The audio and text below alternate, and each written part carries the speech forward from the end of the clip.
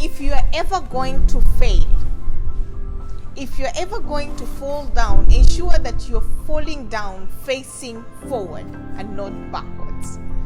Sometimes, as human beings, the idea of failing is something that scares us, scares the skin out of us. We do not want to fail. But if you do not fail, you've not tried enough. If you do not fail, you're not going to get to that place, that dream, that success, that level, that horizon, that climax that you want to be. So you have to fail. And if you ever fall, then fall facing forward. Taking risks is something that we are afraid of. But all the successful people in this world take risks. Because risks is the beginning of a door, a gateway, a channel that you've never ever seen or experienced before. So you have to take risks. But when you're taking risks, sometimes you have to take calculative risks. Sometimes you have to measure to know that how viable is this? Would this work? And sometimes you have to put yourself inside there and tell yourself, like, you know what? Let me try. What is the harm of me trying? What will come out of this? And you just dive yourself inside this deep something that you don't know about. And you put yourself all there. And you know what? Sometimes in this situation, you will come to a place, a space, a channel that you've never ever imagined. You will be something you've never seen. You will get to a place whereby you're like, my character is more defined right now. My traits are more defined right now. My power is more defined right now. I didn't know that I had this beast inside of me. What is this? What is this that is happening around me? And you will be so surprised of the valor, of the courage, of the bravery that was inside you for a long period of time. And I usually tell people, don't tell yourself that I am Mufasa. Always tell yourself that I am Simba. I am more than people can ever see. My abilities are limitless. I have so much within me. I have a beast inside of me. I have a wolf inside of me. I am Simba. And I fall facing forward.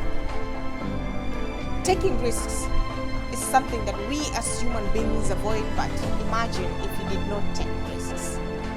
Imagine if you took yourself in this same position. Imagine if a little kid did not take the risk of crawling and standing up and falling and standing up again. Imagine.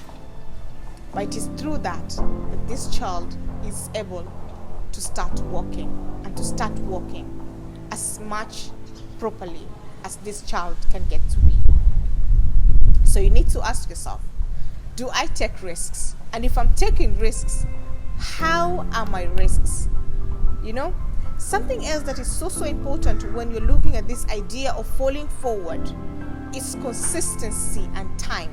I always tell myself that consistency and time are the most critical things that human beings need to look at. Because if you do something every single day, it becomes your bone and marrow. It becomes an identity.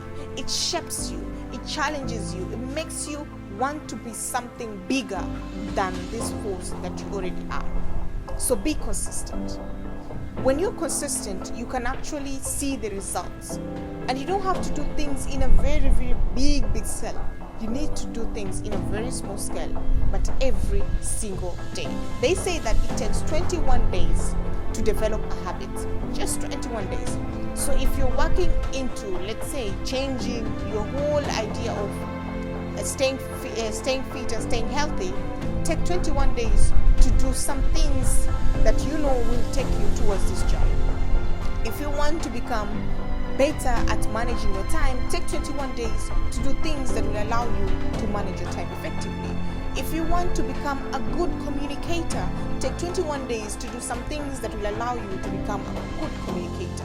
So it just takes 21 days to develop a habit. So ask yourself that, am I consistent enough? Successful people have taken years and years of developing their craft, of becoming more and more well versed with the concept and well informed with this concept and these ideas these innovative solutions that they have for themselves and for the community around them. So they all took so much time to be where they are. Just look at the example of Thomas Edison. Thomas Edison did so many attempts with electricity, so many attempts. And when he was asked that, how did you do all these attempts and you failed? And he said that those were not reasons of me failing.